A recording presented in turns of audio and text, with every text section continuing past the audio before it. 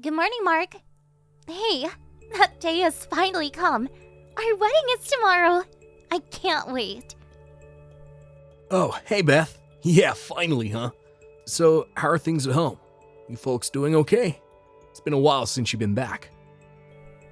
Yeah, my folks are all excited. Mom's cooking me up my favorite food. It'll be nice. That sounds great. We already submitted the marriage certificate. So, although we're officially married, it's still nice to have a real wedding. Makes it legitimate. You know what I mean? Yeah, definitely. All the preparations are set, and all we have to do is wait, and you'll be walking down the aisle in no time. You're making me nervous already. Well, I better get to bed. Got a long day tomorrow. Let's meet at the wedding hall tomorrow. Yeah, no problem. I'll be there. Let's see. This is Randy, a friend of Mark's. I'm sure you heard from Mark that I made all the arrangements for the wedding. That little surprise he talked to you about? I'll set that in motion right when you say your vows. Just so you know, this little show is gonna wow everyone there. My idea, by the way. Yes, you have a bundle of nerves. Hope it goes without a hitch. Okay, see you later. No response from you about that last message I sent you earlier. Oh well, suppose you're just busy getting ready. You know all about how this is gonna go down. I mean, Mark and went over it countless times. Okay, here I go. Let's get the show on the road. Okay, that's that. Mission accomplished. Boy, you really did a great acting job there, Beth. I was surprised. Oscar material for sure. Man, I ran in there, stopped the whole proceeding, swept you off your feet to my car waiting outside, and we took off. The performance you put on was so real, yelling and screaming at me to stop. That was totally awesome. To be honest, I actually thought it was all real for a second. But did you really have to keep up the performance in the car? I suppose you really got into character, and I understand that it's probably hard to set your mind straight again. You went so far that you ended up ripping your wedding dress. Just so you know, that was not my fault. You just overdid it with your acting. I don't want you charging me for damaging the dress or anything later on. And costs like that, I mean, I suggest you ask Mark about that. Okay, now that the plan is over, I'm gonna go into hiding until things cool down. See you later, and good luck with the rest. Well, that prank was a piece of cake. Great planning by yours truly. Bet you were super surprised. So how'd it go? You should have seen everyone's faces. You heard about our little prank from Randy, right? It's not every day you see that kind of elaborate prank. Awesome, wasn't it? I already explained everything on my end, so it's safe to come back. Alrighty then, I better get going. Hey Beth, you there? Are you even seeing my text? I know that prank probably really got you, but relax and come on back. All is safe now.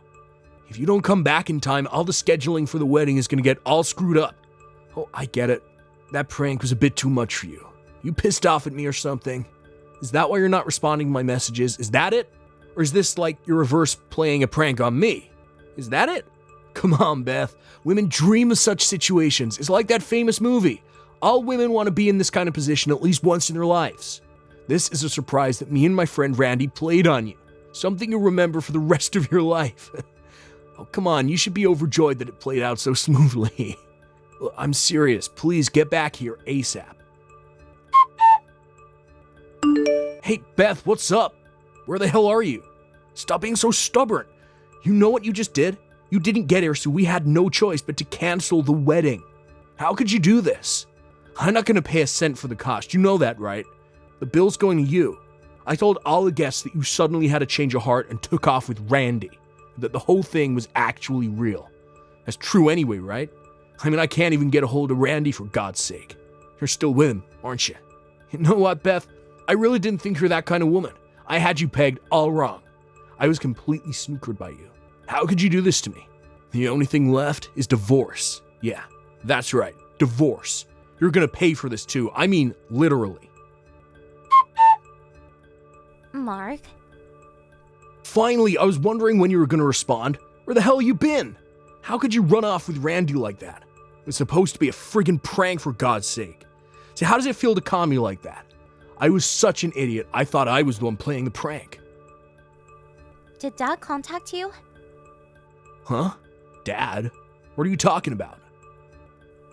I'm at the hospital now. Pardon me? At the hospital? Why? I was kidnapped from that wedding by that guy, Randy. He took me to some place and threw me into this dark room. He unlocked the door, and I wasn't able to get out. All you had to do was send me a message on your phone. Did you even think about that? My phone is at the wedding hall. I can't very well carry it while I said my vows. Excuse me, at the wedding hall? I was finally able to get it back like 5 minutes ago. As a result, I wasn't able to see the messages that you and Randy sent to me.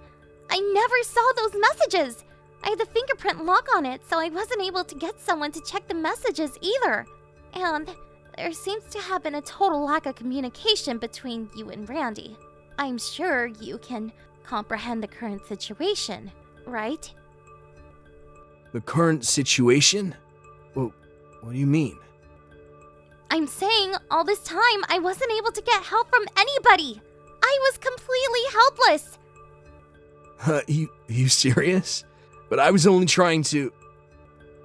I later learned that I was locked up in a warehouse. It just so happened that a security guard was making his rounds and happened to find me passed out on the floor. I was taken to the hospital by ambulance. All I had were some scratches and bruises, but I did hit my head in that dark room. So I'll be staying overnight here just in case. Which hospital are you staying at? Do you really think I'm going to tell you? Of course I want you to tell me. What are you talking about? I'm your husband, for God's sake. I'm concerned for the well-being of my wife. We also have to talk about the wedding. We have to reschedule it, right? We have to explain the whole situation to everyone. Clear any misconceptions. Wait. You're not seriously thinking about rescheduling the wedding, are you? Of course I am. This time we'll do it right. No more silly pranks. I do it all different. I'll think it's some kind of surprise that you really appreciate. Of course, any surprise will be totally risk-free. I give you my word. I'll think this through, I swear. No thanks. I've had enough. I want a divorce. Oh, you're not serious. Come on, Beth, it was just a joke.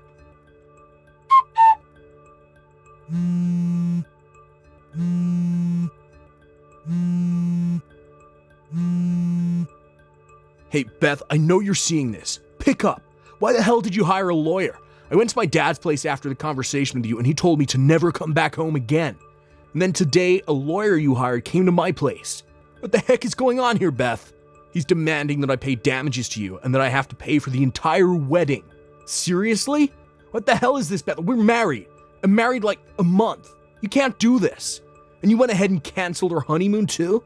What's gotten into you, Beth? You were looking forward to that trip. What's going on in that head of yours? What's going on? I want to ask you the same thing, Mark. Well, what's going on in my head right now is that, well, put it simply, divorce. Wait, what? Do you even realize the sheer terror I went through with your demented prank? I get the feeling you have not an inkling of care for what you did or what emotional distress you caused me.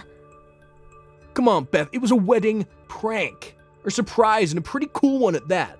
All I did was think up the most elaborate prank I could play on you. Something that you'd remember for the rest of your life. I know maybe it was a little wild, but I bet you won't forget it anytime soon. Am I right? You call that prank a little wild? Your little wild prank ruined the entire wedding, not to mention our marriage. That's because you didn't come back right away. Did you not hear the part where I said I was locked in a warehouse? Are you really that daft, Mark? Oh yeah, didn't I also say I had no way of communicating?